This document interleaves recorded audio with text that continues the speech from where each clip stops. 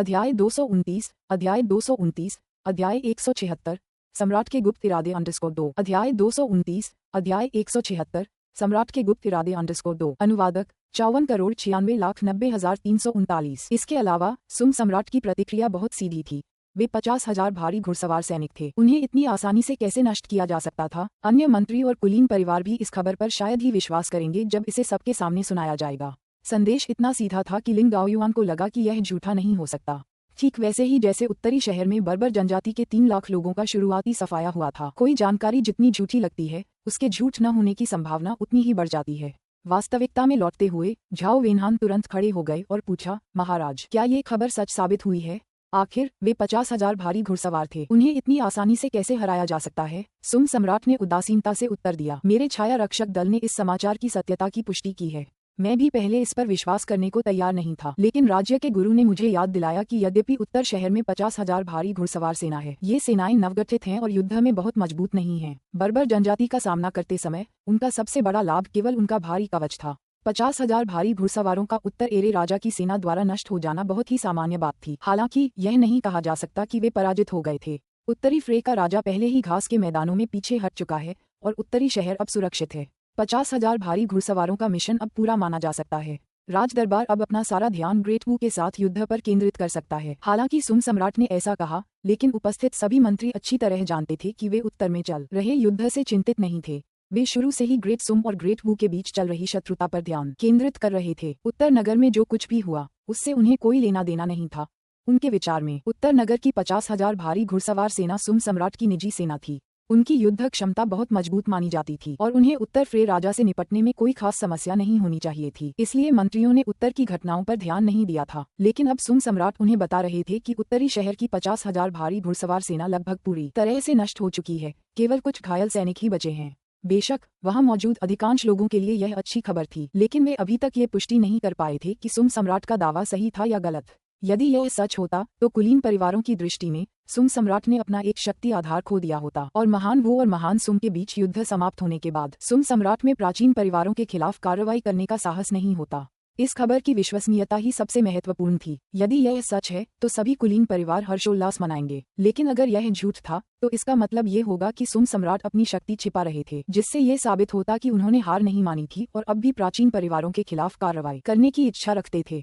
शायद उन्हें लगा कि आने वाले वर्षों में उन्हें मौका नहीं मिलेगा, इसलिए उन्होंने सही समय का इंतजार करना चुना। सुम सम्राट की सबसे बड़ी खूबी अपमान सहने और सही समय का इंतजार करने में थी। उन्होंने कुलीन परिवारों के साथ अनगिनत बार समझौता किया, लेकिन हर समझौते के बाद उनके प्रति उनकी घृणा और गहरी होती गई, जिससे प्राचीन परिवारों को खत्म करने की उनकी इच्छा और बढ़ गई। प्राचीन परिवार स्वाभाविक रूप से समझ गए थे कि कई समझौतों के बाद सुम सम्राट अब उन्हें बर्दाश्त नहीं कर सकते, लेकिन भले ही सुम सम्राट अब उन्हें और बर्दाश्त नहीं कर सकता था, फिर भी उसे ताकत की जरूरत थी। वह अकेले सभी प्राचीन परिवारों का सफाया नहीं कर सकता था। हथियारों के बिना वे उससे डरेंगे नहीं। इस मौके पर युद्ध मंत्री चू किन्वू ने कहा, महामहिम, पश्चिमी मोर्चे पर भीषण दबाव है। अब जबकि उत्तरी मोर्चे पर युद्ध समाप्त हो चुका है, क्या हमें जनरल लिन को वापस बुलाने पर विचार करना चाहिए? सुम सम्राट ने चू किन्वू की ओर एक नजर डाली और कुछ कहने ही वाले थे कि लिन गाओयुआन अचानक बोल पड़ा, यद्यपि उत्तरी फ्रे राजा की सेना घास के मैदानों में पीछे हट गई है, लेकिन उत्तरी भूमि से मिली रिपोर्टों के अनुसार उत्तरी फ्रे के सैनिक समय समय पर तियानगुआंग शहर पर हमला करते रहेंगे। अब उत्तरी राजकुमार के पास लगभग कोई सैनिक नहीं बचा है और तियानगुआंग शहर की रक्षा शाही दरबार के 20,000 सैनिक कर रहे हैं। इन सेनाओं को अभी स्थानांतरित करना उत्तर को त्यागने के समान होगा। लिंग गाओयुआन के शब्द समाप्त होते ही उन्होंने अपने हाथ में पकड़ी हुई चुनावी रिपोर्ट झाओ वेनहान को सौंप दी। झाओ वेनहान ने लिंग गाओयुआन के हाथों से रिपोर्ट लेकर उसे ध्यानपूर्वक पढ़ा।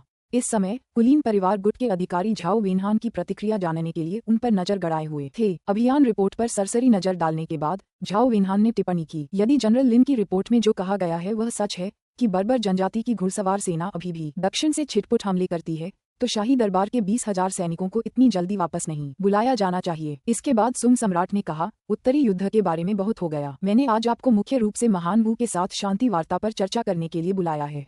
नामात्र के लिए ग्रेट सुम और ग्रेट वू के बीच युद्ध ग्रेट सुम द्वारा ही शुरू किया गया था। चूंकि युद्ध की शुरुआत ग्रेट सुम ने ही की थी, इसलिए स्वाभाविक रूप से ग्रेट सुम का ही दायित्व है कि वह शांति वार्ता शुरू करके शत्रुता को समाप्त करने का प्रस्ताव रखे। हालांकि सुम सम्राट शांति वार्ता में शामिल होने के लिए अनिच्छुक थे, लेकिन अगर युद्ध इसी तरह जारी रहा तो ग्रेट सुम की सैन्य शक्ति और कमजोर हो जाएगी और फिर वह ग्रेट सुम के भीतर के कुलीन परिवारों की देखभाल कैसे कर पाएंगे। यद्यपि कई जागीरदारों ने अग्रिम मोर्चे पर सेना भेजी थी, फिर भी उनके सैनिक एक से बढ़कर एक थे और उनमें युद्ध कौशल न के बराबर था। पश्चिमी मोर्चे पर फिलहाल केवल ग्रेट सुम की सेना का ही दबदबा था। यदि अग्रिम मोर्चे पर केवल सामंतों की सेना ही बची रहती तो महान वू की 10 लाख सैनिकों वाली सेना को महान सुम की राजधानी की ओर बढ़ने में ज्यादा समय नहीं लगता। फिलहाल ग्रेट सम के लिए सबसे अच्छा परिणाम शांति वार्ता ही होगा। सुम सम्राट ये भी समझते थे कि शांति वार्ता में शामिल होने का अर्थ है कि उन्हें एक बार फिर कुलीन परिवारों के साथ समझौता करना होगा। ये प्रबल संभावना थी कि इस युद्ध की शुरुआत चू परिवार ने महान वू राजवंश के साथ मिलकर की थी। चू परिवार दक्षिण के कुलीन परिवारों में से एक था और अब तक वे पूरी तरह से राजकुमार लू शुयून के पक्ष में हो चुके थे। उनके समझौते के परिणामस्वरूप संभवतः राजकुमार लू शुयून को युवराज घोषित कर दिया जाता। अध्याय 230 अध्याय 230 अध्याय 176 सम्राट के गुप्त इरादे _3 अध्याय 230 अध्याय 176 सम्राट के गुप्त इरादे _3 अनुवादक 54,96,90,339। हालांकि सुम सम्राट ऐसा करना नहीं चाहते थे, लेकिन उनके पास युद्ध रोकने के अलावा कोई विकल्प नहीं था। युद्ध जारी रखने से उनके द्वारा बड़ी मुश्किल से जमा किए गए भंडार समाप्त हो जाते। अगले 2 घंटों में उन्होंने बातचीत के विषय पर चर्चा की। झाओ वेनहान और कुछ अधिकारी असमंजस में थे। अगर उन्हें बातचीत पर चर्चा करनी ही थी तो यह महान दरबार में होनी चाहिए थी। सुम सम्राट ने आज वार्ता पर चर्चा करने के लिए केवल मोर्चे पर युद्ध से संबंधित अधिकारियों को ही क्यों बुलाया, जबकि अन्य अधिकारियों को चर्चा में शामिल नहीं किया गया। जैसे जैसे चर्चा आगे बढ़ी, झाओ वेनहान ने एक बात पर ध्यान दिया। अध्ययन में शामिल लगभग सभी अधिकारी दक्षिण के कुलीन परिवारों से थे। दक्षिण के सैन्य जनरलों और अधिकारियों का वार्ता के प्रति बिल्कुल अलग अलग दृष्टिकोण था। अध्ययन में शामिल सैन्य जनरल वार्ताओं के घोर विरोधी थे, जबकि दक्षिण के कुलीन परिवारों के अधिकारी इसके पुनर्तः पक्षधर थे। उनका मानना था कि वार्ता होने पर ही उन्हें सम्राट सुम के समझौतों से अधिक लाभ मिल सकता था। इन दोनों पक्षों को एक साथ लाकर दक्षिण के कुलीन परिवारों के अधिकारी मोर्चे पर चल रहे युद्ध को एक विशेष प्रकार का बताकर बहाने ढूंढ लेंगे। इस बात पर जोर देंगे कि उन्हें जनता को प्राथमिकता देनी चाहिए और सैन्य जनरलों पर केवल सैन्य लाभ प्राप्त करने की कोशिश करने का आरोप लगाएंगे। सैन्य जनरलों का मानना था कि महामहिम द्वारा वार्ता का सुझाव दक्षिण के कुलीन परिवारों के इन अधिकारियों द्वारा दबाव में दिया गया था, जिसने अप्रत्यक्ष रूप से सैन्य जनरलों और दक्षिण के कुलीन परिवारों के बीच मतभेद को जन्म दिया। सैन्य जनरलों ने निश्चित रूप से सैन्य योग्यता हासिल करने की इच्छा रखी। भला कौन सा जनरल ऐसा नहीं चाहेगा, विशेषकर तब जब अधिकांश उच्च पदों पर आसीन जनरलों को हाल ही में पदोन्नत किया गया था और उनकी सैन्य उपलब्धियां न के बराबर थीं। इसका परिणाम ये हुआ कि दक्षिण के कुलीन परिवारों ने बातचीत पर जोर दिया, जिससे सैन्य जनरलों के लिए इससे खुश होना असंभव हो गया। अंततः बातचीत के मुद्दे पर लंबे समय तक चर्चा हुई, लेकिन कोई ठोस परिणाम नहीं निकला। तब सुम सम्राट ने महान दरबार सभा में इस पर फिर से चर्चा करने का निर्णय लिया। अध्ययन कक्ष से निकलने के बाद कुलीन परिवारों के गुट के सभी अधिकारी झाओ वेनहान के चारों ओर जमा हो गए। चू किन्वू ने उत्सुकता से पूछा, मास्टर झाओ, महाराज हमसे और कुछ सैन्य जनरलों से बातचीत के विषय पर चर्चा क्यों करेंगे? क्या इस पर महान दरबार सभा में चर्चा नहीं होनी चाहिए थी? अपनी दाढ़ी को छूते हुए झाओ वेनहान की आंखों में एक ऐसी चमक आ गई मानो उन्होंने सब कुछ देख लिया हो। उन्होंने कहा, मेरी राय में महाराज दक्षिण के कुलीन परिवारों और सैन्य जनरलों के बीच संघर्ष भड़काने की योजना बना रहे हैं। ये कहते हुए झाओ वेनहान ने अपना सिर घुमाकर अपने पीछे चल रहे अधिकारियों पर एक नजर डाली और फिर आगे कहा, देखिए, लिन गाओयुआन के अलावा आज कौन कौन से सरकारी अधिकारी आए हैं? इनमें से कितने हमारे गुट के अलावा अन्य गुटों से हैं? आप में से अधिकतर दक्षिणी कुलीन परिवारों के अधिकारी हैं, है ना? झाओ वेनहान की बातें सुनकर सभी लोग तुरंत होश में आ गए। दरअसल सुम सम्राट को पता था कि युद्ध ज्यादा देर तक नहीं चल सकता, इसलिए उन्होंने दक्षिण के कुलीन परिवारों के लिए पहले से ही जाल बिछा रखा था। कुछ समय पहले ही अध्ययन कक्ष में वे सैन्य जनरलों से बहस कर रहे थे और युद्ध को समाप्त करने पर जोर दे रहे थे। उनके विचार में युद्ध एक उपयुक्त चरण तक पहुंच चुका था और यदि यह जारी रहा तो ये सुम सम्राट को एक कठिन परिस्थिति में फंसा सकता था, जिससे संभवतः दक्षिण के कुलीन परिवारों के हितों को नुकसान पहुंच सकता था। युद्ध राजनीति का ही एक विस्तार है। अगर लड़ाई लंबी खींचती है तो ये हमेशा उनके लिए फायदेमंद नहीं होता। चू किन्वू अभी कुछ और कहने ही वाले थे कि झाओ वेनहान अपनी दाढ़ी सहलाते हुए बोले, अभी इस मामले पर चर्चा न करें। बेहतर होगा कि आप अपने लोगों से इस बात की जांच करवाएं कि क्या उत्तरी शहर की 50,000 भारी घुड़सवार सेना सचमुच नष्ट हो गई थी। यदि नॉर्थ सिटी की भारी घुड़सवार सेना वास्तव में चली गई है तो आज महामहिम की सूक्ष्म रणनीति का कोई खास असर नहीं होगा। उत्तरी शहर की 50,000 भारी घुड़सवार सेना के बिना दक्षिण के कुलीन परिवारों और सैन्य जनरलों के बीच संघर्ष भड़काना भी व्यर्थ होगा।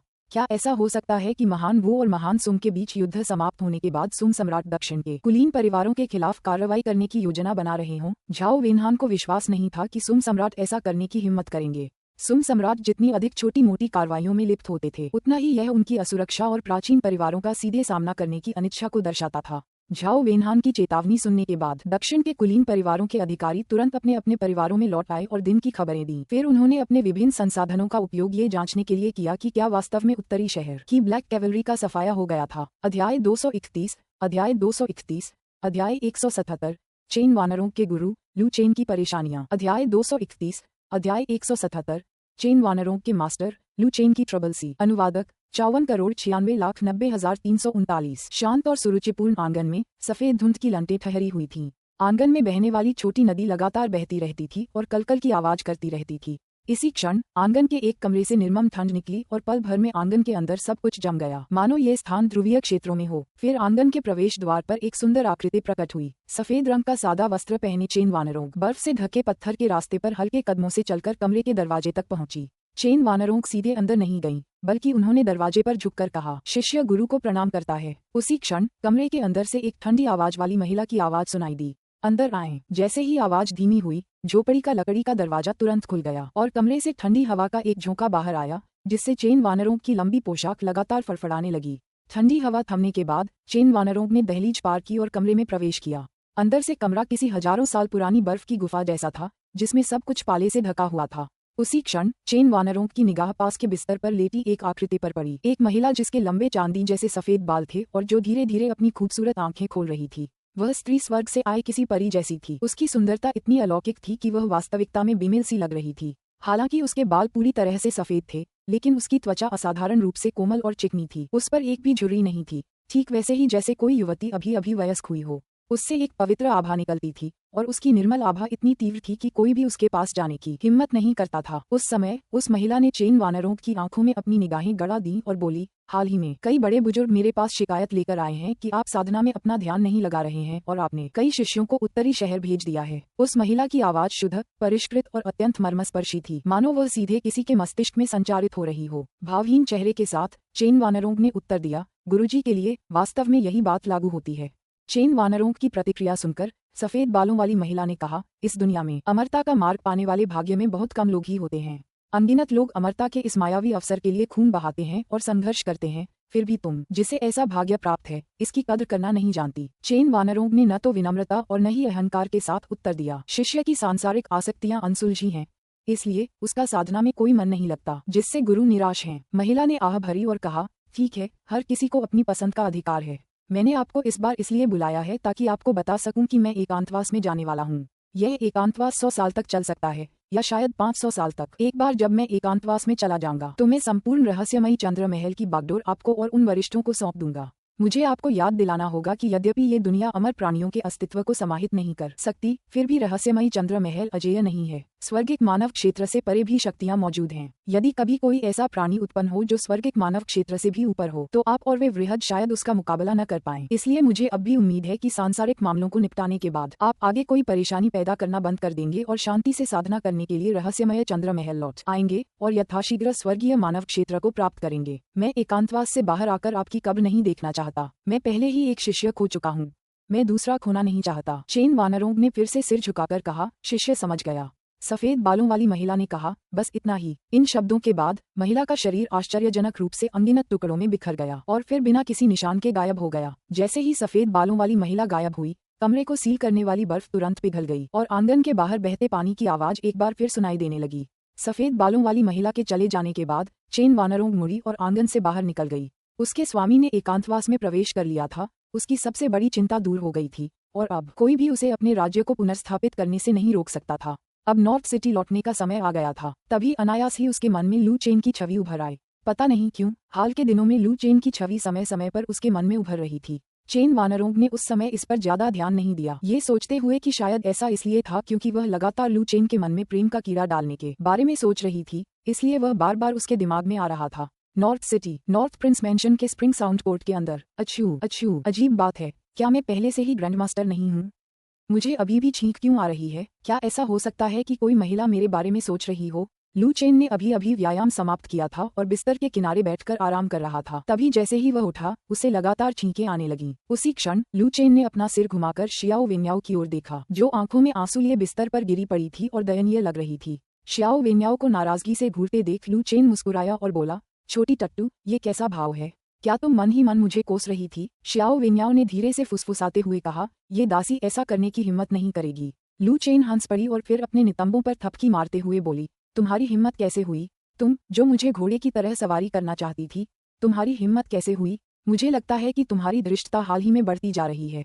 श्याओ वेन्याओ बोलने की हिम्मत नहीं कर पा रही थी, मन ही मन सिसक रही थी। वह सचमुच एक घोड़े पर सवार होना चाहती थी, एक ऐसा घोड़ा जो मैदानों में सरपट दौड़ सके। लेकिन हर बार लू चेन उसकी बातों को तोड़ मरोड़ कर पेश करता था, मानो वह खुद घोड़ा हो। लू चेन ने खिड़की से बाहर देखा और पाया कि बर्फबारी रुक गई थी। फिर वह खड़ा हुआ और बोला, तुम आराम करो, मुझे कुछ काम निपटाने हैं और अब मुझे जाना होगा। लू चेन को बिस्तर से उठते देख शियाओ वेन्याओ भी जल्दी से उठ गई और उसे कपड़े पहनने में मदद करने लगी। अब तक जियाओ वेन्याओ भी दूसरों की सेवा करना सीख चुकी थी, क्योंकि आखिरकार वह लू चेन की छोटी दासी थी और उससे यही उम्मीद की जाती थी कि वह ये सब सीखेगी। अध्याय 232 अध्याय 232 अध्याय 177 चेन वानरों के गुरु लू चेन की मुसीबतें _2 अध्याय 232 अध्याय 177 चेन वानरों के गुरु लू चेन की मुसीबतें _2 अनुवादक 54,96,90,339 लू चेन स्प्रिंग साउंड कोर्ट से निकलकर अध्ययन कक्ष की ओर चल पड़ा। आज मौसम सुहाना था, बर्फबारी के बाद पहली बार आसमान साफ हुआ था। लू चेन जब अध्ययन कक्ष के प्रवेश द्वार पर पहुंचा तो वह तुरंत अंदर नहीं गया, बल्कि कुछ देर धूप सेंकने के लिए आंगन में खड़ा रहा। पिछले 6 महीनों में लू चेन या तो येव नानयान के साथ बिस्तर पर अपने रिश्ते को मजबूत कर रहा था, या शियाओ वेन्याओ को घुड़सवारी सिखा रहा था, या फिर ग्रैंडमास्टर बाई किंग के साथ भाला चलाने का अभ्यास कर रहा था। उसे धूप का आनंद लेने का मौका मिले काफी समय हो गया था। जब लू चेन धूप सेक रहा था तभी एक दासी पास आई और बोली, राजकुमार, लॉर्ड ली आपसे मिलना चाहते हैं।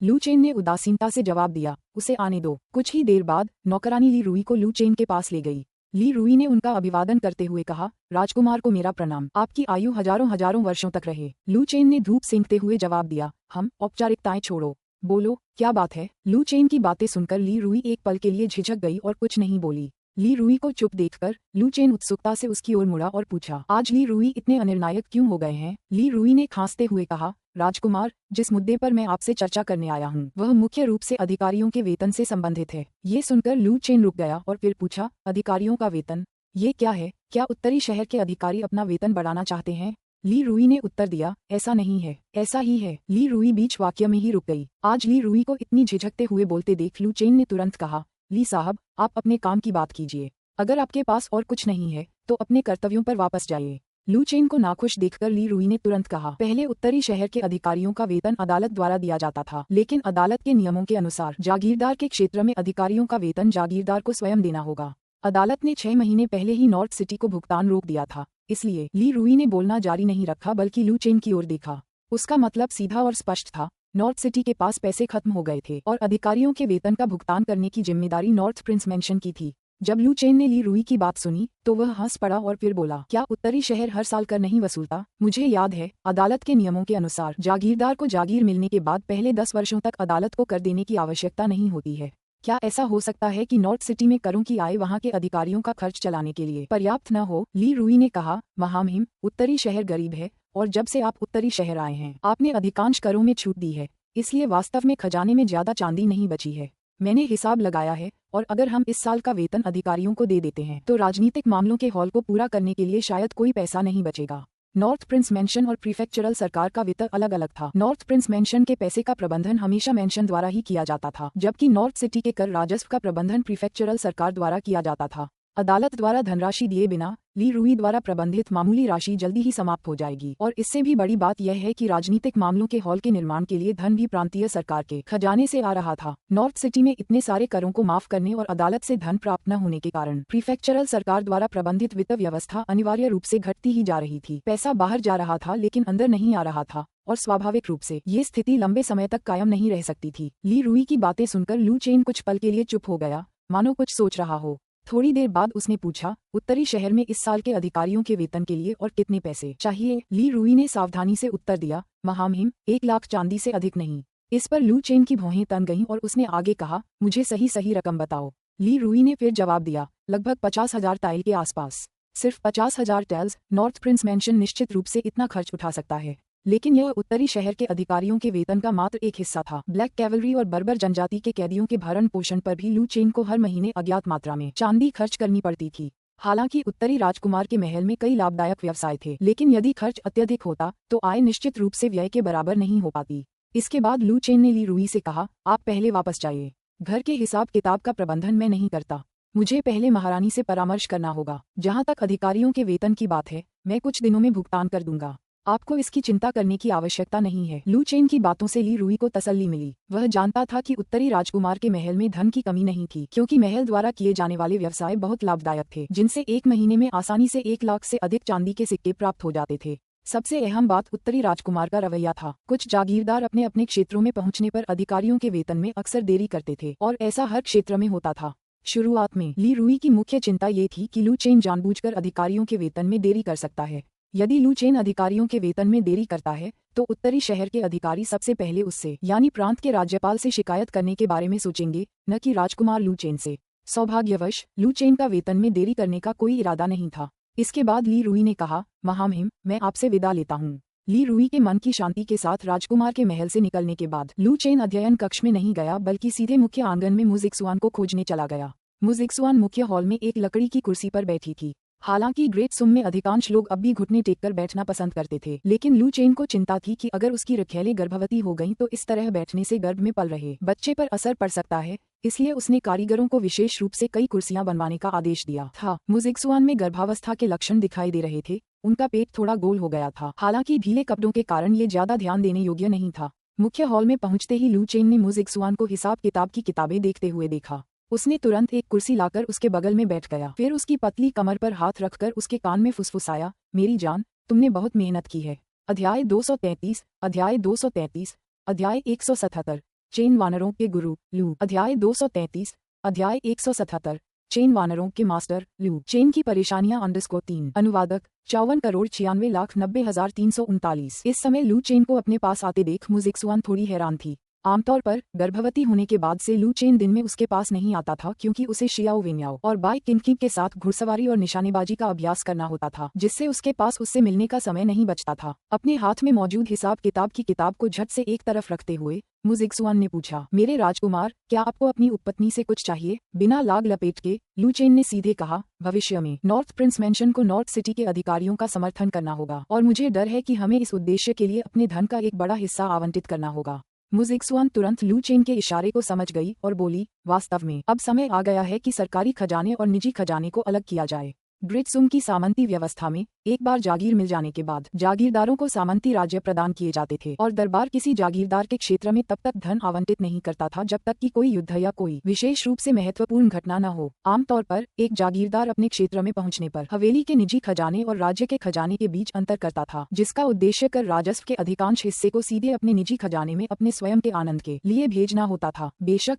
उत्तरी शहर अलग था, जो वर्तमान में गरीबी की कगार पर था और कर राजस्व बहुत कम था। लू चेन को जनता से कर राजस्व निकालने की आवश्यकता नहीं थी, और उत्तरी राजकुमार के महल में अलग खजाने की स्थापना केवल निधि आवंटन में सुविधा के लिए की गई थी। आगे बढ़ते हुए मुजिक्सुआन ने कहा, लेकिन हमें राज्य के खजाने के प्रबंधन का जिम्मा किसे सौंपना चाहिए? क्या मेरे राजकुमार के मन में कोई उपयुक्त उम्मीदवार है? वित्तीय मामलों की बागडोर स्वाभाविक रूप से किसी ऐसे व्यक्ति के हाथों में होनी चाहिए जिस पर हम भरोसा करते हों। निजी और सरकारी खजाने के विभाजन के बाद सरकारी खजाने का प्रबंधन प्रांतीय सरकार द्वारा नहीं किया जा सकता था। हालांकि राजकुमार का महल अब काफी समृद्ध था। कौन जानता है कि एक दिन राज्य के खजाने में निजी खजाने से अधिक चांदी होगी। खासकर उत्तरी शहर के विकास और बढ़े हुए कर राजस्व के बाद यह अत्यधिक संभावना थी कि राज्य का खजाना उत्तरी राजकुमार के महल के निजी खजाने से अधिक समृद्ध हो जाएगा। इसलिए शुरू से ही पैसों पर कड़ा नियंत्रण रखना सबसे अच्छा था। मुजिक्सुआन का सवाल सुनकर लू चेन ने कुछ देर सोचा। मुझे अभी तक कोई उपयुक्त व्यक्ति नहीं मिला है। सबसे पहले तो राज्य के खजाने का प्रबंधन करने वाले व्यक्ति को उसके प्रति 100% वफादार होना चाहिए, और दूसरे, उस व्यक्ति के पास कुछ अनुभव होना चाहिए। लू चेन ने आह भरते हुए कहा, अभी राजकोष के बारे में बात ही न करें। उत्तर नगर की वर्तमान आधिकारिक संरचना किसी अस्थायी मंडली जैसी है।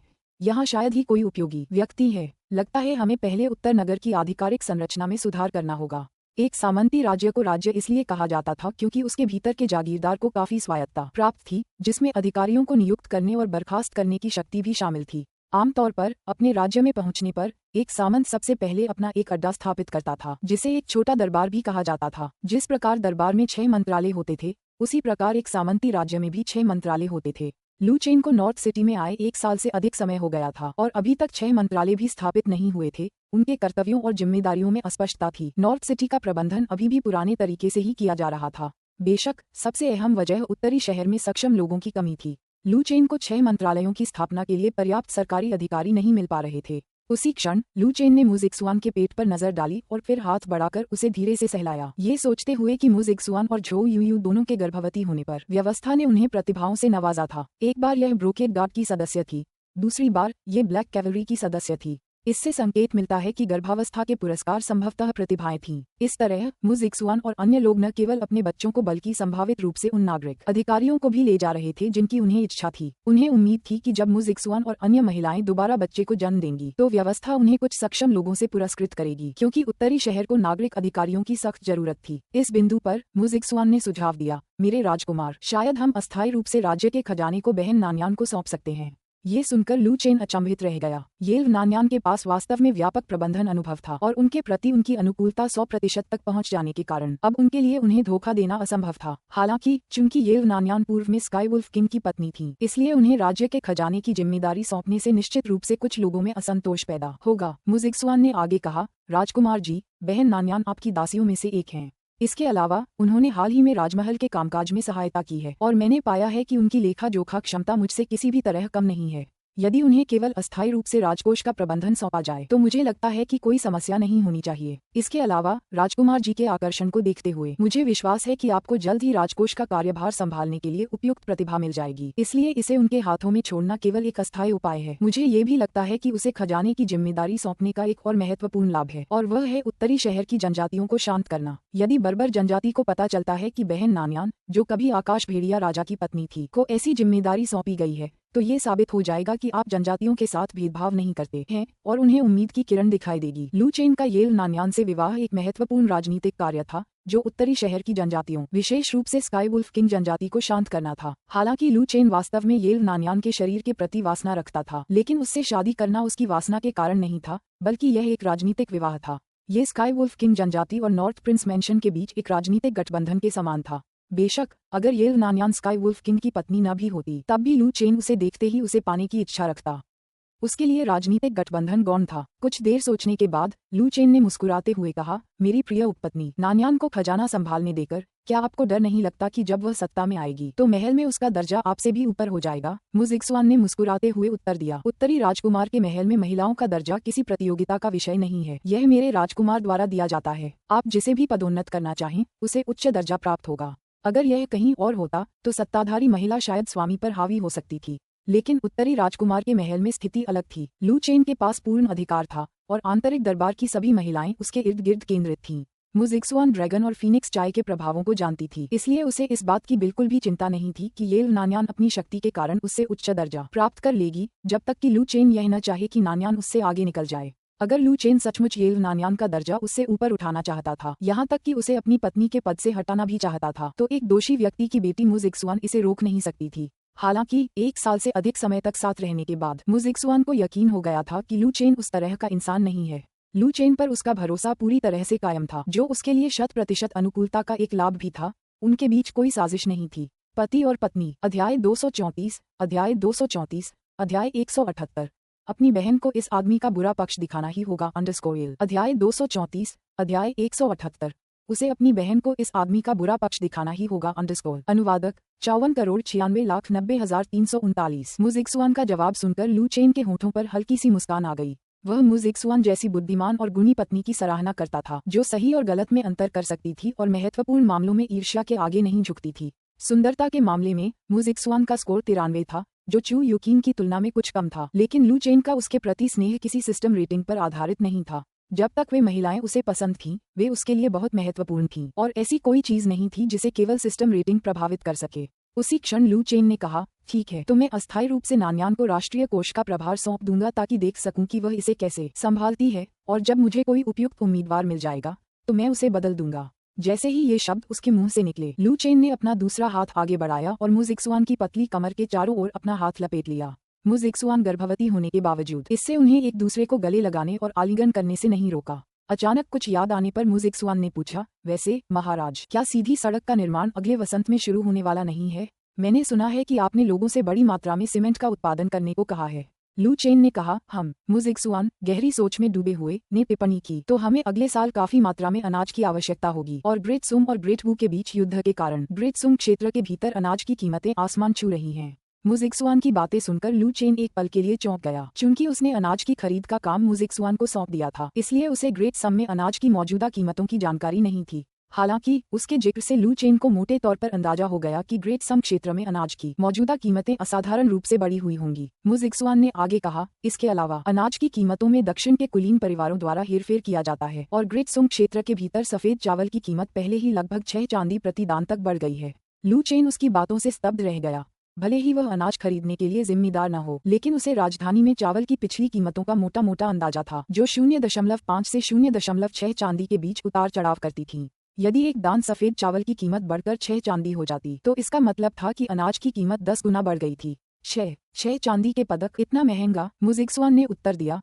यदि ग्रेट सुम और ग्रेट वू के बीच संघर्ष जारी रहता है तो अनाज की कीमतें और बढ़ सकती हैं, और जब तक ग्रेट वू की सेना राजधानी तक पहुंचेगी, मुझे डर है कि आम जनता। मुजिक्सुआन को अचानक एहसास हुआ कि वह कुछ ज्यादा ही मुखर हो रही है और उसने तुरंत बोलना बंद कर दिया। मुजिक्सुआन के अचानक चुप हो जाने पर लू चेन ने मुस्कुराते हुए कहा, मेरी महारानी, मेरे सामने आपको इतना संयमित रहने की जरूरत नहीं है।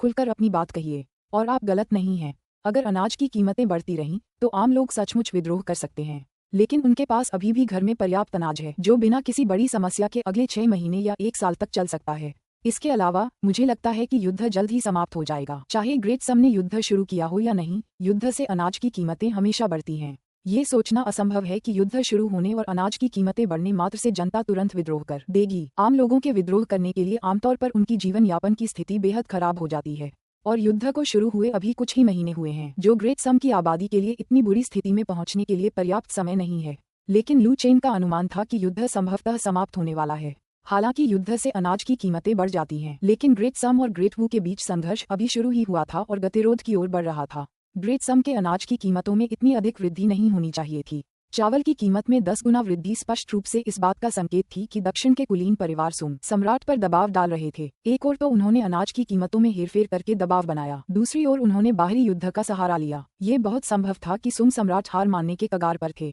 सवाल सिर्फ ये था कि वह रियायत किस रूप में दी जाएगी। चूंकि उनके पिता सम्राट युवा और बलवान थे, इसलिए पदत्याग का तो सवाल ही नहीं उठता था, लेकिन उत्तराधिकारी नामित करना एक संभावना थी। हालांकि यदि सुम सम्राट दक्षिण के कुलीन परिवारों के सामने आत्मसमर्पण कर दे और राजकुमार लू शुयुन को युवराज घोषित कर दे, तो राजधानी के अन्य गुट इसका विरोध करेंगे। इससे ग्रेट सुम में एक बार फिर राजनीतिक संघर्ष का भयंकर दौर शुरू हो जाएगा।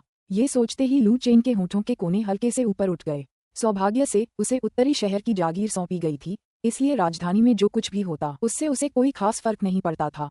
उसे बस अपने विकास पर ध्यान देना था। उन्हें लड़ने दो, बेहतर होगा कि वे मर जाएं। इस तरह वह मौके का फायदा उठाकर अराजकता का लाभ उठा सकता है। फिर लू चेन ने कहा, मेरी महारानी, कुछ ही दिनों में प्रांतीय सरकार को 70,000 चांदी के सिक्के आवंटित करें ताकि ली रुई अधिकारियों के वेतन का वितरण कर सकें और मेरे राजनीतिक मामलों के हॉल की मरम्मत करवा सकें। हालांकि ली रुई ने केवल 50,000 चांदी के सिक्के मांगे थे और जाहिर तौर पर अपनी मांग को बड़ा चढ़ाकर पेश किया था, लेकिन लू चेन इन छोटी मोटी बातों पर बहस नहीं करना चाहता था। इसके बजाय उसने ली रुई के लिए 20,000 चांदी के सिक्के और जोड़ दिए। बड़े कदम उठाने की तैयारी में उसने पहले उत्तरी शहर के अधिकारियों के लिए स्थिति को अनुकूल बनाने का फैसला किया। गाजर और छड़ी का संयोजन का सिद्धांत लू चेन बखूबी समझता था। मुजिक्सुआन ने जवाब दिया, मैं समझ गया। मैं तुरंत ही सरकारी खजाने से 70,000 चांदी के सिक्के प्रांतीय सरकार को हस्तांतरित करवा दूंगा। लू चेन ने कुछ देर सोचा और फिर कहा, अनाज के मुद्दे के बारे में बोलते समय वह हिचकिचा रहा था। वास्तव में अनाज की कीमतें एक बड़ी चिंता का विषय थीं। ग्रेट सम में कीमतें नियंत्रित थीं और गरीबी के कारण सबसे अधिक प्रभावित होने के कारण नॉर्थ सिटी लगभग पूरी तरह से बाहर से अनाज खरीदता था। एक दान चावल के लिए 6 या 7 चांदी के सिक्के चुकाने पर लू चेन को ये सवाल करने पर मजबूर होना पड़ा कि क्या उसके अपने दिमाग में कुछ गड़बड़ है। हालांकि आलू, शकरकंद और मक्का जैसी फसलें अभी तक लोकप्रिय नहीं हुई थीं। नई कृषि फसलों को फैलाने में समय लगता है। इसका मतलब यह नहीं है कि आप बुवाई के तुरंत बाद कटाई कर सकते हैं। अध्याय 235, अध्याय 235, अध्याय 178। अपनी बहन को इस आदमी का बुरा पक्ष दिखाना ही होगा _2। अध्याय 235, अध्याय 178। अपनी बहन को इस आदमी का बुरा पक्ष दिखाना ही होगा _2। अनुवादक 54,96,90,339। इसके अलावा कृषि उपज की पहली फसल को अभी भी बीजों के लिए आरक्षित रखना होगा और नॉर्थ सिटी को अपनी खाद्य सुरक्षा समस्याओं का सही मायने में समाधान करने में कम से कम कुछ साल लगेंगे। इन वर्षों के दौरान नॉर्थ सिटी को अनाज खरीदने के लिए बाहर से ही सामान खरीदना पड़ेगा। कुछ देर सोचने के बाद लू चेन ने मुजिक्सुआन से कहा, राजकुमार के महल से अनाज की खरीद अस्थायी रूप से रोक दी जाए। मैं वांग किंगसी से अन्य राज्यों में अनाज की मौजूदा कीमतों के बारे में पूछूंगा और फिर हम वर्षा श्रवण मंडप का उपयोग करके अन्य राज्यों से अनाज खरीदेंगे। मुजिक्सुआन ने पूछा, राजकुमार, क्या इससे वर्षा श्रवण मंडप और राजकुमार के महल के बीच के संबंध का पर्दाफाश नहीं हो जाएगा? लू चेन ने उदासीनता से जवाब दिया, बस हिसाब किताब में हेराफेरी कर दो। रेन लिसनिंग पवेलियन ये दावा कर सकता है कि उन्होंने नॉर्थ प्रिंस मैंशन को जो अनाज बेचा है उसकी कीमत ग्रेट सम में बेची गई कीमत के समान है। बारिश सुनने का मंडप आखिरकार एक व्यावसायिक इकाई है, इसे कुछ हद तक अपना उद्देश्य पूरा करना चाहिए। हालांकि वर्षा श्रवण मंडप का मुख्य कार्य सूचना एकत्र करना है, लेकिन इसका प्रत्यक्ष उद्देश्य व्यापार करना है। वर्षा श्रवण मंडप में ऐसी कोई वस्तु नहीं है जो बिक्री के लिए उपलब्ध न हो। अनाज की कमी को देखते हुए वर्षा श्रवण मंडप द्वारा उत्तरी शहर को अनाज बेचकर लाभ कमाना एक सामान्य व्यापारिक प्रक्रिया है। मुजिक्सुआन ने जवाब दिया, यह नौकर समझता है। मुजिक्सुआन के साथ कुछ देर अंतरंग संबंध बनाने के बाद लू चेन मुख्य हॉल से निकलकर अपने अध्ययन कक्ष की ओर चल दिया। जैसे ही वह अध्ययन कक्ष में पहुंचा, उसने ब्रोकेड गार्ड से कहा, मेरे लिए श्री वांग को बुलाओ, मुझे उनसे कुछ काम है। पिछले 6 महीनों से वांग किंगसी को नॉर्थ प्रिंस मैंशन में बहुत कम देखा गया था। ये स्पष्ट नहीं था कि पिछली बार मिली कड़ी डांट के कारण वह इतनी डर गई थी कि वापस आने की हिम्मत ही नहीं कर पा रही थी। हालांकि अंततः वह उसकी दासी ही थी। अगर वह वापस नहीं आती तो वह किसी और से उसे बुलवा लेता।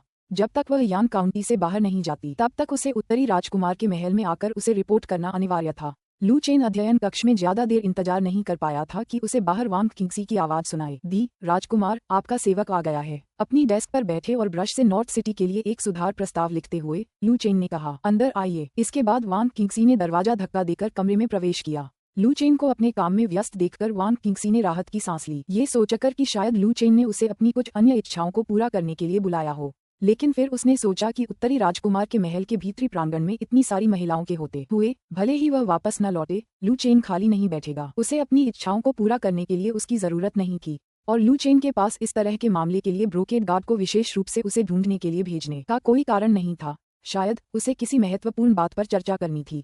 वांग किंगसी ने पहल करते हुए पूछा, राजकुमार, आपको अपने सेवक से क्या काम है? लू चेन ने कहा, मैं जानना चाहता हूं कि वर्तमान में किस राज्य या देश में अनाज की कीमतें अपेक्षाकृत कम हैं। उत्तरी राजकुमार का महल कुछ अनाज का भंडार करने की योजना बना रहा है।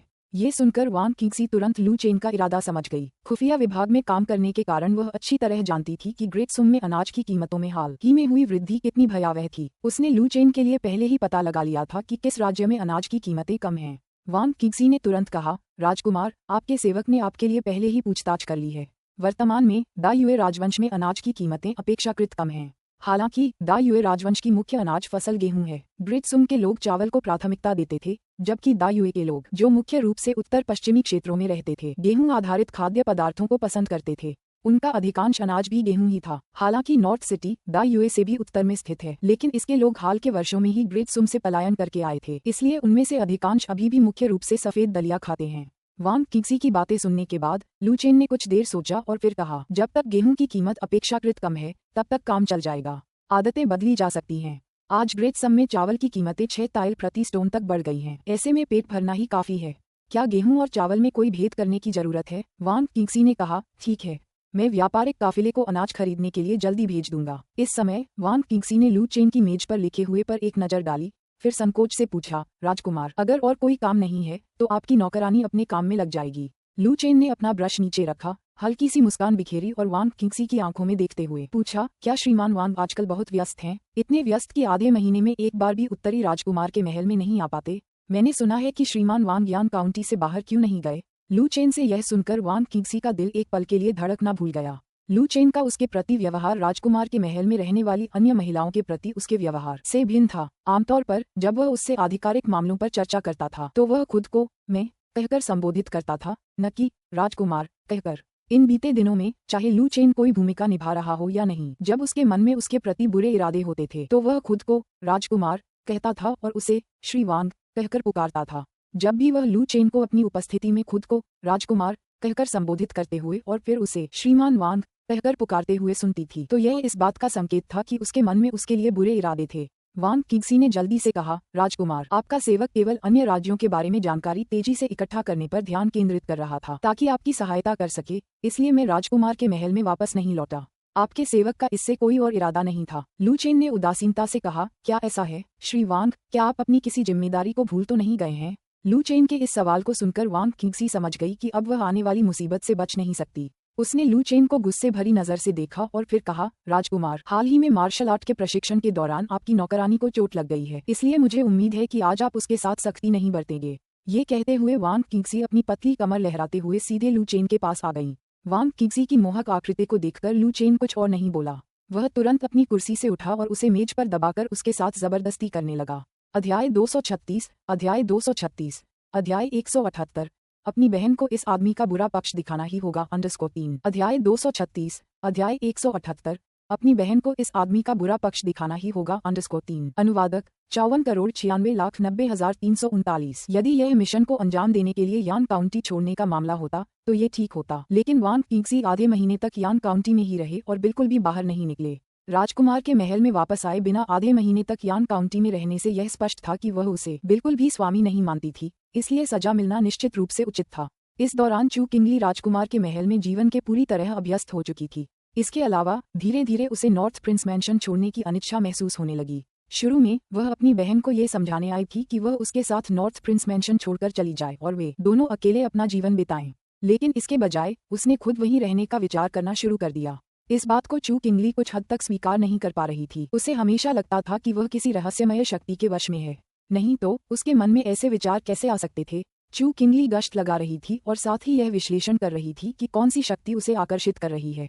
कुछ ही देर में वह अध्ययन कक्ष के प्रवेश द्वार तक गश्त लगाने लगी। अध्ययन कक्ष के पास पहुंचे बिना ही उसे कुछ कराहने की आवाजें सुनाई दीं।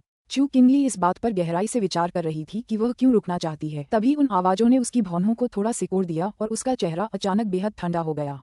वह लंपट शैतान फिर से कोई न कोई शरारत करने पर तुला हुआ था। उसे सचमुच समझ नहीं आ रहा था कि उसके पास हर दिन इतनी असीम ऊर्जा कैसे हो सकती है। नॉर्थ प्रिंस मैंशन में आने के बाद से उसने उस बदमाश को एक दिन के लिए भी शांत होते नहीं देखा था, लेकिन उनके अवलोकन से ऐसा प्रतीत हुआ कि हवेली में एक भी महिला परेशान नहीं थी। वे न केवल शांत थीं, बल्कि उस बदमाश के साथ बिताए दिन के बाद वे और भी अधिक तेजस्वी और सुंदर लग रही थीं। हालांकि वह इसमें शामिल विशिष्ट सिद्धांतों या चल रही घटना को नहीं समझ पा रही थी, लेकिन चू किंगली को ये बात बिल्कुल स्पष्ट थी कि लू चेन जिस चीज का अभ्यास कर रहा था वह हैप्पी यूनियन स्किल जैसी कोई शैतानी कला नहीं हो सकती थी। यदि लू चेन अपनी क्षमताओं के साथ शैतानी कौशल का अभ्यास करता तो हवेली के भीतरी प्रांगण की महिलाएं शायद बहुत पहले ही सूखकर लाश बन गई होती। इस क्षण चू किंगली का दिमाग सुन्न हो गया। जब से वह उस हवेली में आई थी उसने हमेशा यही सुना था कि लू चेन अमर देवता द्वारा आशीर्वाद प्राप्त व्यक्ति है। यदि लू चेन जिस साधना तकनीक का अभ्यास कर रहा था वह एक अमर नियम था जो केवल लाभ पहुंचाता था और लोगों को कोई हानि नहीं पहुंचाता था, तो ये लू चेन और उसकी रखेलों के साथ की स्थिति को स्पष्ट कर सकता था। इस विचार के साथ ही चू किंगली के मन में अचानक एक नया विचार उभर आया। अगर लू चेन का अमरता से वाकई कोई संबंध था तो उसे प्राप्त अमरता तकनीक केवल एक ही प्रकार की तो नहीं हो सकती, है ना? उसने अपनी स्त्रियों के साथ इतने बुरे काम किए थे, फिर भी उसकी किसी भी रखेल ने उसके प्रति कोई द्वेष नहीं दिखाया। इसके अलावा लू चेन की महिलाएं उससे बेहद मोहित प्रतीत होती थीं, मानो वे सम्मोहन के प्रभाव में हों। क्या ऐसी संभावना हो सकती है कि लू चेन को प्राप्त अमरता की विरासत में एक ऐसी अमरता तकनीक शामिल हो जो दूसरों को सम्मोहित करके उन्हें स्वेच्छा से रुकने के लिए मजबूर कर सके? उसने मामला सुलझा लिया। उसके रुकने की वजह निस्संदेह वह लंपट शैतान ही होगा। सच तो ये है कि चू किंगली लू चेन के बारे में बेहद दुर्भावना से अटकलें लगा रही थी, लेकिन उसका अंतर्ज्ञान कुछ ज्यादा ही सटीक था, जिससे अनजाने में ही उसके मनोवैज्ञानिक परिवर्तन के कारण का कुछ हिस्सा पता चल गया। लू चेन को सम्मोहन के बारे में स्पष्ट रूप से कोई जानकारी नहीं थी। चू किंगली का ऐसा मानना मुख्य रूप से जियांगहू मार्शल वर्ल्ड में अपने अनुभव के कारण था। एक हत्यारी होने के नाते वह अच्छी तरह जानती थी कि मार्शल वर्ल्ड में लोगों को सम्मोहित करने की क्षमता वाली साधना तकनीकें मौजूद हैं, बस उसने उन्हें व्यक्तिगत रूप से नहीं जाना था। चू किंगली को अब लगा कि यह जरूर वही व्यभिचारी दरिंदा होगा जिसने चुपके से उस पर किसी प्रकार का सम्मोहन किया होगा, अन्यथा वह वहां रहने के बारे में सोच भी कैसे सकती थी। जी हाँ, उसकी पत्नियां दिन रात उसके अत्याचारों का शिकार होती थीं। भला उनके मन में उसके प्रति कोई आक्रोश क्यों न हो? पता चला कि वह इतने घिनौने तरीके अपना रहा था। नहीं, उसे अपनी बहन को इस आदमी का बुरा पक्ष दिखाना ही था। बेशक सबसे महत्वपूर्ण बात ये थी कि वह अपनी बहन को इस दुख के सागर से निकलने में मदद करे और उसके साथ बहुत दूर भाग जाए। इस बारे में अच्छी तरह सोचने के बाद चू किंगली ने अध्ययन कक्ष पर एक नजर डाली और लू चेन के सम्मोहन को तोड़ने की योजना बनाने लगी। अध्याय 237 अध्याय 237 अध्याय 179 क्या इस आदमी के शरीर में कुछ गड़बड़ है? _1 अध्याय 237 अध्याय 179 क्या इस आदमी के शरीर में कुछ गड़बड़ है?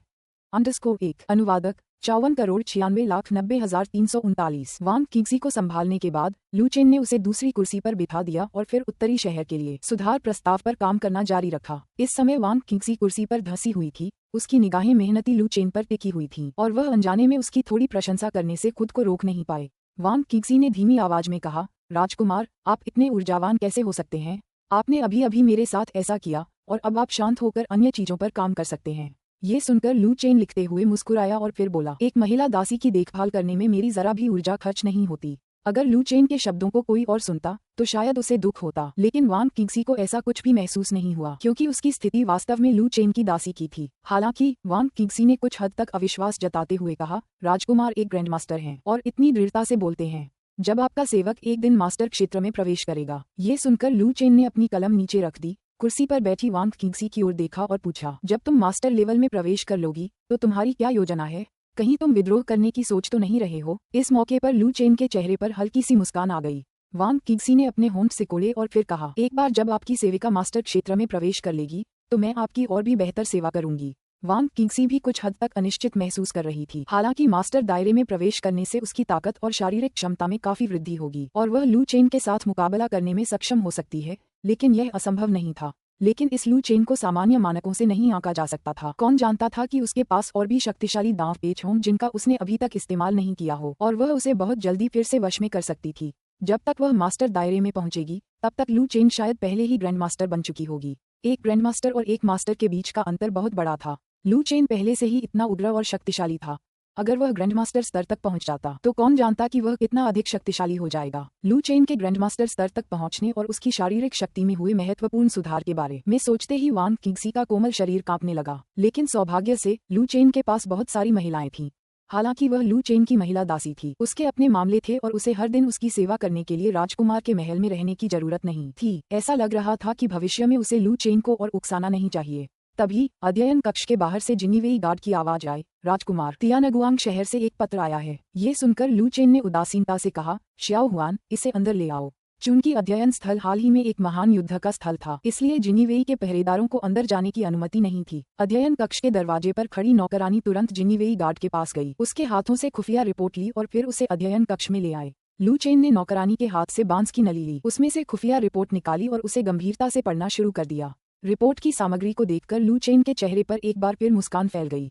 उसने शुरू में तियानगुआंग शहर के सैनिकों को मृत बर्बर जनजाति के बंदियों के शवों को ग्रेट सुम पोशाक में पहनाने का निर्देश दिया था, मुख्य रूप से एहतियात के तौर पर। उसे वास्तव में विश्वास नहीं था कि लिन शियुमिंग के पास कब्र खोदने के अलावा और कोई बेहतर काम नहीं होगा। अप्रत्याशित रूप से शाही सेना के भीतर वास्तव में जासूस मौजूद थे जो ये पुष्टि करने के लिए कब्रों की खुदाई करने गए थे कि क्या उत्तरी शहर के सैनिकों के शव अंदर दफन हैं। ऐसा लग रहा था कि कुछ समय के लिए वह ब्लैक कैवलरी को नॉर्थ सिटी में खुद को दिखाने नहीं दे पाएगा। शवों को छुपाना केवल अस्थायी ही हो सकता था और देर सवेर अन्य लोग ब्लैक कैवलरी के बारे में पूछताछ करने के लिए यान काउंटी आएंगे। यदि इस समय ब्लैक कैवलरी को आसपास देखा जाता तो ये बात ध्यान में आ जाती कि नॉर्थ सिटी की हैवी कैवलरी पूरी तरह से नष्ट नहीं हुई थी। उत्तरी शहर में सुधार होने वाले थे। आने वाले समय में शाही दरबार का ध्यान आकर्षित करने से बचने के लिए यथासंभव कम चर्चित रहना आवश्यक था। जहां तक इस बात का सवाल है कि क्या उत्तरी शहर में किए गए सुधार शाही दरबार का ध्यान आकर्षित करेंगे, लू चेन का मानना था कि उन लोगों के पास इतना समय नहीं होगा कि वे एक जागीरदार के अपने ही क्षेत्र में दखलंदाजी करने की परवाह करें। खुफिया जानकारी को एक तरफ रखने के बाद लू चेन ने उत्तरी शहर के लिए सुधार रणनीति लिखना जारी रखा। अगले कुछ दिनों में लू चेन ने अपना लगभग सारा समय अध्ययन कक्ष में बिताया। उसने कई दिनों तक न तो घुड़सवारी की और न ही भाला चलाने का अभ्यास किया और राजकुमार के महल के भीतरी आंगन की महिलाओं ने लू चेन के असामान्य व्यवहार को देखा। उन्हें आभास हो गया था कि उत्तर शहर में जल्द ही कुछ महत्वपूर्ण घटित होने वाला है। अन्यथा लू चेन लगातार कई दिनों तक अध्ययन कक्ष में नहीं रहता। लगभग 7 दिन बाद नॉर्थ प्रिंस मैंशन ने सीधे एक शाही फरमान जारी किया जिसमें नॉर्थ सिटी के अधिकारियों को परिषद के लिए प्रिंस मैंशन में आने का आह्वान किया गया। उत्तरी राजकुमार के महल से शाही फरमान मिलने पर उत्तरी शहर के अधिकारी कुछ हद तक हैरान रह गए। आमतौर पर निचले स्तर के अधिकारी परिषद में भाग लेने के योग्य नहीं होते थे, लेकिन उत्तरी राजकुमार सभी उच्च पदस्थ अधिकारियों को परिषद के लिए राजकुमार के महल में बुला रहे थे। वह क्या करने की योजना बना रहा था? क्या उत्तर के राजकुमार की योजना उत्तर शहर के अधिकारियों को पद से हटाने की थी? शाही फरमान जारी होते ही कुछ भ्रष्ट अधिकारियों को तुरंत बेहद अपराधबोध हुआ और वे घबरा गए। उनमें से कुछ इतने भयभीत हो गए कि वे तुरंत उत्तरी शहर से भाग गए, लेकिन भागने वालों को लू चेन के जिनीवेई गार्ड ने तुरंत पकड़ लिया। दरअसल लू चेन का भ्रष्ट अधिकारियों से निपटने का कोई इरादा नहीं था। उत्तरी शहर में सरकारी अधिकारियों की कमी थी, प्रबंधकीय प्रतिभाओं की कमी थी और अगर वह अभी भ्रष्ट अधिकारियों पर कार्रवाई करता तो उसके पास काम करने के लिए ज्यादा लोग नहीं बचते। हालांकि जो लोग अधिक गंभीर रूप से भ्रष्ट थे उनमें से कुछ को वह सबक सिखाने का इरादा रखता था और जो लोग डर के मारे भाग गए वे अधिकतर वही गंभीर रूप से भ्रष्ट लोग थे। अगली सुबह तड़के लू चेन अभी उठा ही था कि हाथ मुंह धोकर और दलिया खत्म करने के बाद एक नौकरानी आकर उसे बताने लगी कि ली रुई और यान काउंटी के कुछ अन्य अधिकारी पहले ही अध्ययन कक्ष के दरवाजे पर पहुंच चुके हैं और उसका इंतजार कर रहे हैं। अध्याय 238 अध्याय 238 अध्याय 179 क्या इसमें कुछ गड़बड़ है? अध्याय 238 अध्याय 179 क्या इसमें कुछ गड़बड़ है? इस आदमी का शरीर _2 अनुवादक 54,96,90,339 नौकरानी की बातें सुनकर लू चेन तुरंत अध्ययन कक्ष में चला गया। अध्ययन कक्ष के प्रवेश द्वार पर लोगों की भीड़ देखकर लू चेन ने मुस्कुराते हुए कहा, ली महोदय, मेरी राजनीतिक चर्चाओं में अभी कई दिन बाकी हैं, है ना? आप सब आज क्यों आए हैं? लू चेन के आगमन पर ली रूई और यान काउंटी के अन्य अधिकारियों के एक समूह ने तुरंत अभिवादन करते हुए कहा, महामहिम को हमारा प्रणाम, राजकुमार 10,000 वर्षों तक जीवित रहें। सलामी देने के बाद ली रूई ने कहा, महामहिम, आपके ब्रोकेड गार्ड ने उत्तरी शहर के अधिकारियों को बड़ी लगन से गिरफ्तार किया है।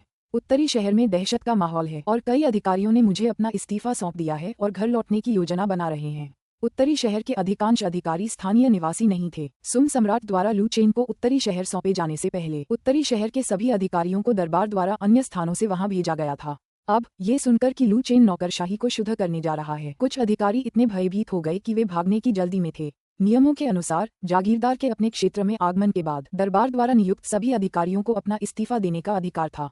इसके अलावा जागीरदार की सहमति के बिना भी वे अधिकारी सीधे जागीरदार के क्षेत्र को छोड़ सकते थे। ये पूर्व सुम सम्राट द्वारा जागीरदारों के लिए बिछाया गया एक जाल था। यदि कोई जागीरदार अपनी भूमि पर अपने लोगों को तैनात नहीं करता था तो दरबार द्वारा नियुक्त अधिकारी न केवल उस पर नजर रख सकते थे बल्कि उसे शक्तिहीन भी कर सकते थे। इसके अलावा अदालत इन अधिकारियों का इस्तेमाल किसी भी अवज्ञाकारी जागीरदार को अनुशासित करने के लिए कर सकती है। सामान्य परिस्थितियों में यदि किसी जागीर के सभी अधिकारी भाग जाते तो वह क्षेत्र तुरंत अराजकता में डूब जाता। एक बार एक जागीरदार ने आज्ञा का पालन नहीं किया और दरबार ने तुरंत सभी अधिकारियों को दूसरे पदों पर स्थानांतरित कर दिया, जिससे जागीरदार का क्षेत्र तुरंत ही बिना किसी सक्षम व्यक्ति के रह गया।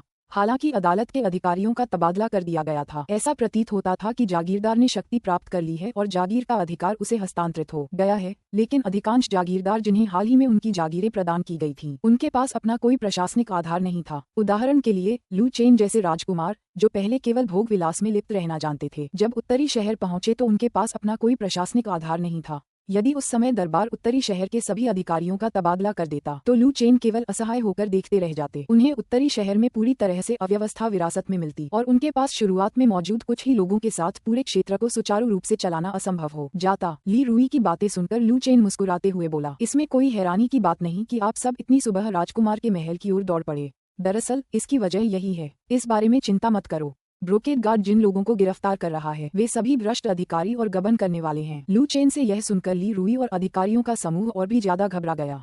भ्रष्ट अधिकारी और गबनकर्ता नौकरशाही क्षेत्र में होने के नाते उपस्थित अधिकारियों में से कितने लोग खुद को ईमानदार होने का दावा कर सकते हैं? यहाँ तक कि ली रूई ने भी दूसरों से रिश्वत ली थी। अगर लू चेन वाकई सभी भ्रष्ट अधिकारियों और गबन करने वालों को हटाने जा रहा था तो शायद ही नॉर्थ सिटी का एक भी अधिकारी बच पाता। ग्रेट सुम दरबार के मानकों के अनुसार जितना गरीब स्थान और जितनी कम आबादी होती थी, अधिकारियों को उतना ही कम वेतन मिलता था। नॉर्थ सिटी एक गरीब इलाका था और अदालत द्वारा वहां भेजे गए अधिकारियों को दिया जाने वाला वेतन बहुत कम था। इसलिए नॉर्थ सिटी पहुंचने पर अधिकांश अधिकारियों ने सबसे पहले पैसे कमाने के तरीके खोजे।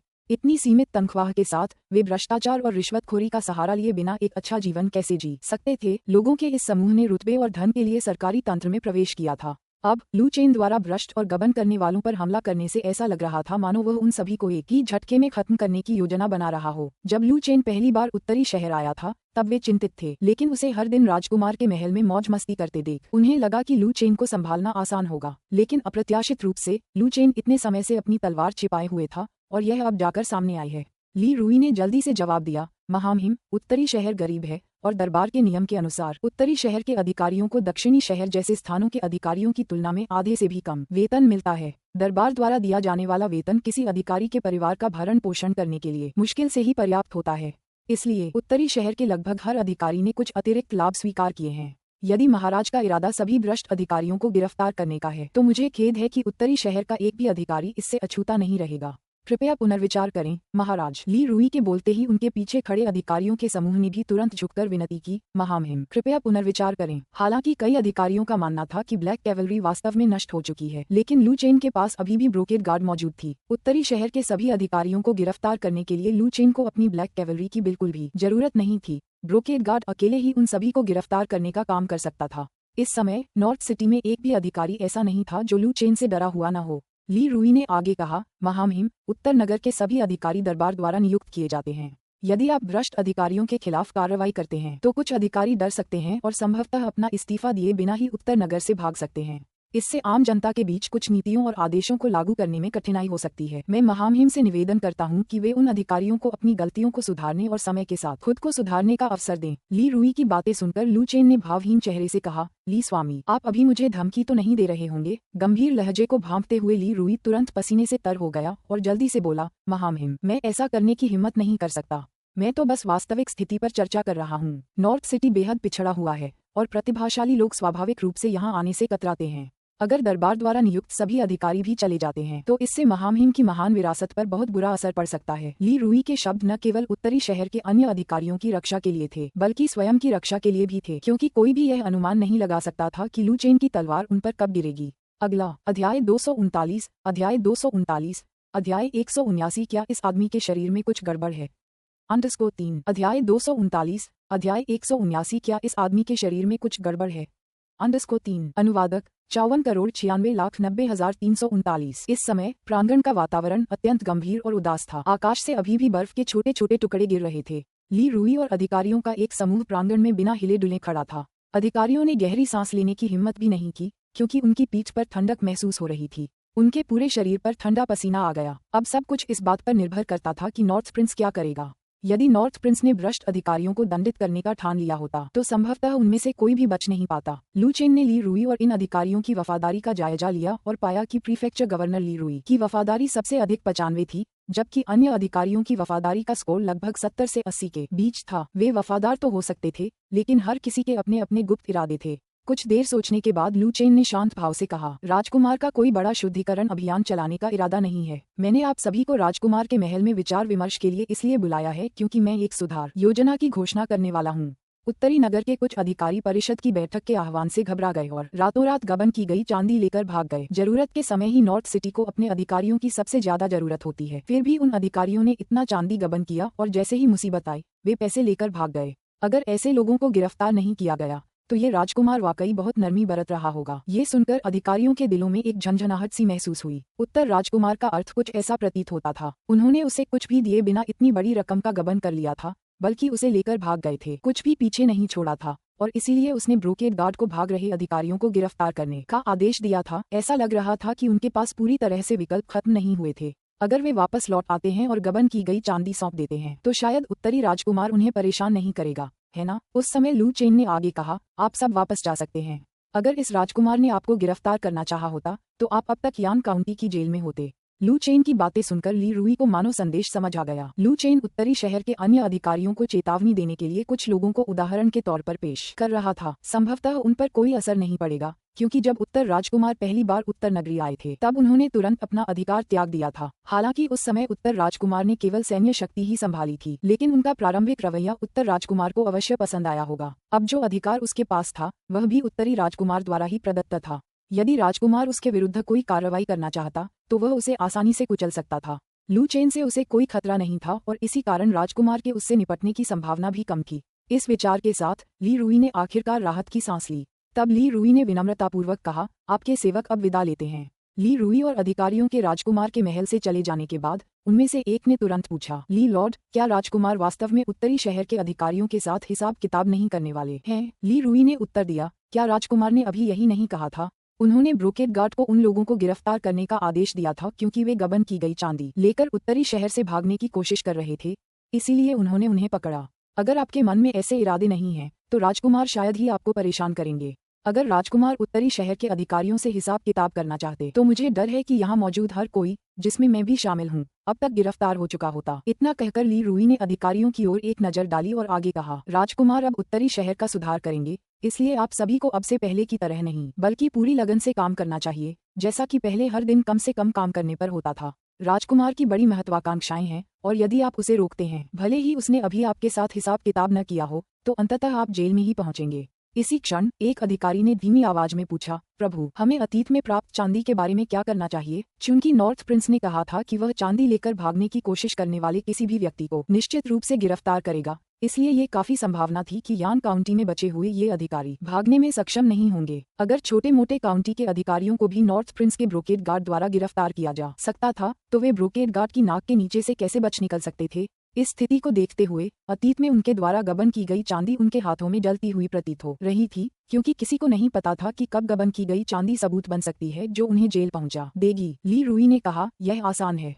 जब आप सब लौटेंगे तो पिछले वर्षों में आपको मिले चांदी के सभी उपहार मेरे निवास पर ले आइएगा और मैं उन्हें सामूहिक रूप से उत्तरी राजकुमार हवेली में पहुंचा दूंगा। और एक सलाह, राजकुमार का शाही पहरेदार दल बेहद शक्तिशाली है। अगर वे जांच करना चाहें तो आसानी से पता लगा सकते हैं कि आपने कितना पैसा लिया है। इसलिए मैं आपसे आग्रह करता हूं कि भाग्य पर भरोसा न करें। ये सुनकर कुछ अधिकारियों ने, जो गुप्त रूप से अपना पैसा छिपाने के बारे में सोच रहे थे, तुरंत उस विचार को त्याग दिया। ब्रोकेड गार्ड के साथ उनका काफी वास्ता रहा था और वे उसकी भयावहता से भलीभांति परिचित थे। लॉर्ड ली सही थे। अगर ब्रोकेड गार्ड सचमुच उनकी जांच करने का फैसला करते तो उनकी सारी पोल खुल सकती थी। आधी रात के सन्नाटे में लू चेन अभी भी अपनी पढ़ाई में व्यस्त था। अध्ययन कक्ष में भरपूर रोशनी थी और जब चू किंगली अध्ययन कक्ष के दरवाजे की ओर गश्त करते हुए गई और उसने देखा कि वह अभी भी रोशन है तो उसे यह अविश्वसनीय लगा। कुछ समय पहले तक लू चेन राजकुमार के महल की महिलाओं के साथ रोजाना बदतमीजी करता था। अचानक पिछले कुछ दिनों में वह इतना अच्छा व्यवहार क्यों करने लगा? ऐसा लगता था कि उसने पिछले कई दिनों से लू चेन को उस महिला के साथ कोई भी गलत काम करते नहीं देखा था। क्या ऐसा हो सकता है कि उन्हें अपने शरीर में कुछ समस्याएं थीं और वे अब प्रदर्शन करने में सक्षम नहीं थे? उसके स्वभाव को देखते हुए अगर वह एक दिन महिलाओं के साथ सुख सुविधाओं में लिप्त नहीं हुआ तो निश्चित रूप से उसे अच्छा नहीं लगेगा। लगता है उसका शरीर अब और सहन नहीं कर पा रहा है। अगर उसकी किस्मत जादुई होती भी तो क्या फर्क पड़ता? आखिर वो इंसान ही तो था। दिन रात शारीरिक सुखों में लिप्त रहने से किसी पर भी बुरा असर पड़ता है। ये आदमी शायद हर दिन स्टडी रूम में छिपता होगा, शायद इसलिए ताकि उसकी औरतें ये न जान पाएं कि उसने अपनी शक्ति खो दी है, और स्टडी रूम में छिपकर और रात को वापस न आकर अपनी इज्जत बचाए रखता होगा। जब चू किंगली अध्ययन कक्ष में रोशनी को निहार रही थी तभी उसके पीछे से एक कोमल आवाज आई, किंगली तुम क्या देख रही हो? चू किंगली झट से होश में आए, पीछे मुड़ी और चू युकीन को देखकर बोली, कुछ खास नहीं, मैं बस कुछ सोच रही थी। उसी क्षण चू युकीन की निगाहें भी लू चेन के अध्ययन कक्ष की ओर मुड़ी और वहां की रोशनी देखकर उसने मन ही मन कहा, चेना सचमुच बड़ी हो गई है। बोलते ही चू युकीन के चेहरे पर अनायास ही शर्म की लाली छा गई और उसके विचार अचानक अध्ययन कक्ष में हाल ही में घटी एक घटना की ओर लौट गए। अध्याय 240 अध्याय 240 अध्याय 180 उत्तर नगर सुधार 1 अध्याय 240 अध्याय 180 उत्तर नगर सुधार 1 अनुवादक 54,96,90,339। अपनी बहन की बातें सुनकर चू किंगली ने भावहीन होकर कहा, जब बहन को भी पता है कि वह बड़ा हो गया है तो तुम अब भी उसके पास क्यों मंडरा रही हो? अब उसके आसपास इतने शक्तिशाली लोग हैं कि बाय उपनाम वाली वह महिला भी सिस्टर से ज्यादा ताकतवर है। सिस्टर, अब उत्तरी राजकुमार के महल में आपकी उपस्थिति को महत्व नहीं दिया जा सकता। चू किंगली की बातें सुनकर चू युकीन की यादें पल भर में गायब हो गईं और उसने अपना सिर घुमाकर चू किंगली की ओर देखा और कहा, किंगली तुम इतने लंबे समय से उत्तरी राजकुमार के महल में हो, फिर भी मुझे लगता है कि तुमने अभी तक हार नहीं मानी है। चू किंगली की निगाहें अध्ययन कक्ष की ओर मुड़ गईं और उसने कहा, जब तक बहन स्वयं को पीड़ा से मुक्त नहीं कर लेती तब तक मेरे लिए हार मानना असंभव है। चू किंगली की बातें सुनकर चू युकीन ने हल्की सी आह भरी और फिर कहा, मेरे लिए चेन रस सबसे महत्वपूर्ण व्यक्ति है। मैं उसका साथ कभी नहीं छोड़ूंगी और मुझे नहीं लगता कि उसका साथ देना मेरे लिए कोई कष्ट है। चू किंगली ने उदासीनता से कहा, बहन के ऐसा सोचने का कारण केवल ये है कि तुम उसके सम्मोहित हो गई हो। एक दिन मैं बहन को जगाऊंगा और तब तुम्हें इस आदमी का बुरा रूप देखने को मिलेगा। मुझे विश्वास है कि तब तक भले ही मैं कुछ न कहूँ, बहन खुद ही नॉर्थ प्रिंस मैंशन छोड़कर चली जाएगी। ये देखकर कि चू किंगली अभी भी जिद्दी है, चू युकीन ने बस उस विषय को वहीं समाप्त कर दिया क्योंकि उसे लगा कि आगे कुछ भी कहना व्यर्थ होगा। लेकिन फिर जब उसकी बहन लगातार राजकुमार के महल में रहती थी तो वह लू चेन की देखभाल कैसे कर पाती? ये सोचकर चू युकीन का चेहरा थोड़ा गर्म हो गया। पिछली बार उसने लू चेन से कुछ समय मांगा था और देखते देखते इतना समय बीत गया कि उसने अपना वादा पूरा नहीं किया। उसे डर था कि अगर वह टालमटोल करती रही तो लू चेन सोचेगा कि उसने अपना वादा तोड़ दिया है। ऐसा लग रहा था कि उसे अपनी बहन को विदा करने का कोई मौका ढूंढना होगा। उसकी बहन के राजकुमार के महल से चले जाने के बाद ही वह अपना वादा पूरा कर पाएगी और लू चेन की देखभाल कर पाएगी। लेकिन उसे कैसे विदा किया जाए? कुछ देर सोचने के बाद चू युकीन ने चू किंगली से कहा, किंगली उत्तरी राजकुमार के महल में तुम्हारे जैसी भागदौड़ भरी जिंदगी कुछ नीरस हो सकती है जिससे तुम हर बात पर ज्यादा सोचने लगती हो। क्यों न तुम कुछ समय के लिए उत्तरी राजकुमार के महल से बाहर चली जाओ, बाहर जाकर अपना मन बहलाओ, शायद कुछ समय बाद तुम ज्यादा सोचना बंद कर दोगी। ये सुनकर चू किंगली ने तुरंत संदेह भरी अभिव्यक्ति दिखाई और फिर कहा, बहन क्या तुम मुझे इसलिए दूर भेजना चाहती हो ताकि तुम उस आदमी के साथ अभद्र हरकतें कर सको? ये देखकर कि उसकी बहन ने उसके विचारों को तुरंत भांप लिया है, चू युकीन का चेहरा और भी ज्यादा लाल हो गया और उसे बेहद शर्मिंदगी महसूस हुई। बिना किसी ठोस कारण के अपनी बहन को दूर भेजना वास्तव में कठिन था। तब चू युकीन ने हठपूर्वक कहा, किंगली मैं चेन र की चाची हूँ, तुम ऐसे विचार कैसे सोच सकती हो? छोड़ो इसे, तुमसे और कुछ कहने का कोई फायदा नहीं है क्योंकि तुम वैसे भी नहीं सुनोगे। ये कहकर चू युकीन मुड़ी और चली गई, या यूं कहें कि वहां से भाग गई। उसे लगा कि अगर वह थोड़ी देर और रुकी तो उसकी बहन और भी ज्यादा समझ जाएगी। उसकी अंतरात्मा बहुत तेज थी। उसने तुरंत समझ लिया कि उसकी बहन उसे भगाना चाहती है। इस समय चू यूकिन को चू किंगली को उत्तरी राजकुमार के महल में प्रवेश देने पर पछतावा हो रहा था। किसी दिव्य शक्ति को आमंत्रित करना आसान होता है, लेकिन उसे विदा करना कठिन। अब जब उसने उसे अंदर आने दिया था तो उसे बाहर निकालना आसान नहीं होगा। चू यूकिन की दूर जाती हुई आकृति को देखते हुए चू किंगली को हमेशा लगता था कि चू यूकिन और लू चेन ने कुछ अशोभनीय काम किए हैं, लेकिन उसके पास कोई सबूत नहीं था, केवल अनुमान था। उसी क्षण चू किंगली ने अपना सिर फिर से पास ही स्थित अध्ययन कक्ष की ओर घुमाया। अध्ययन कक्ष में बैठा वह आदमी ही सारी बुराई की जड़ था। अगर वह उस आदमी को संभाल सकती तो शायद उसकी बहन भी अपने कष्टों से मुक्ति पा सकती थी। इसी विचार के साथ चू किंगली सीधे अध्ययन कक्ष की ओर चल पड़ी, क्योंकि उसे लग रहा था कि अब लू चेन के साथ गंभीरता से बात करने का समय आ गया है। हालांकि जैसे ही वह अध्ययन कक्ष के दरवाजे पर पहुंची, एक जिनीवेई गार्ड तेजी से अध्ययन कक्ष में आया और इससे पहले कि वह कुछ बोल पाती, जिनीवेई गार्ड ने पहले ही बोल दिया, राजकुमार, प्रांतीय सरकार ने कई लाख ताइल चांदी भेजी है, ये कहते हुए कि यह राजकुमार द्वारा चाही गई सड़क मरम्मत के लिए है और अधिकारियों ने निर्माण के लिए ये पैसा दान करने की स्वेच्छा दी है। ये सुनकर अध्ययन कक्ष में सुधार योजनाएं लिख रहे लू चेन क्षण भर के लिए स्तब्ध रह गए। होश में आते ही उन्होंने तुरंत अपना ब्रश नीचे रख दिया और दरवाजे से बाहर निकल आए। अध्ययन कक्ष का दरवाजा खोलते ही लू चेन ने सबसे पहले चू किंगली पर नजर डाली, फिर उसकी निगाह जिनीवेई गार्ड पर पड़ी। चांदी कहाँ है? जिनीवेई गार्ड ने उत्तर दिया, बाहरी आंगन में, अभी अभी पहुंचा हूँ। लू चेन ने तुरंत कहा, चांदी को राजकुमार के महल के भव्य हॉल में ले आओ, मैं उसे देखना चाहता हूँ। ये कहते ही लू चेन की निगाहें चू किंगली की ओर मुड़ गईं। किंगली, क्या तुम्हें मुझसे कुछ चाहिए? चू किंगली अचंभित रह गई। दरअसल वह लू चेन से बात करना चाहती थी, लेकिन जिनीवेई गार्ड द्वारा बीच में ही रोक दिए जाने के बाद बात करने की उसकी इच्छा तुरंत ही समाप्त हो गई। उसे अचानक ऐसा लगा जैसे उस पर किसी भूत का साया हो गया हो। भला वह लू चेन से अकेले में बात करने के बारे में सोच भी कैसे सकती थी? चू किंगली ने जवाब दिया, कुछ नहीं, मैं तो बस इलाके में गश्त कर रही थी। लू चेन ने उदासीनता से कहा, ओह ऐसा है, तो फिर मैं पहले चलता हूँ। चू किंगली ने जल्दी से एक तरफ हटते हुए कहा, राजकुमार, आप आराम से समय लें। उसके बाद लू चेन बाहरी आंगन के हॉल में गया, जहां कुछ ही समय बाद राजकुमार के महल के नौकर चांदी से भरे कई बड़े बक्से हॉल में लेकर आए। हॉल में रखे संदूकों को देखकर लू चेन के चेहरे पर एक अजीब सी मुस्कान आ गई, शायद खुशी की या किसी और वजह से। फिर उसने कहा, संदूक खोलो।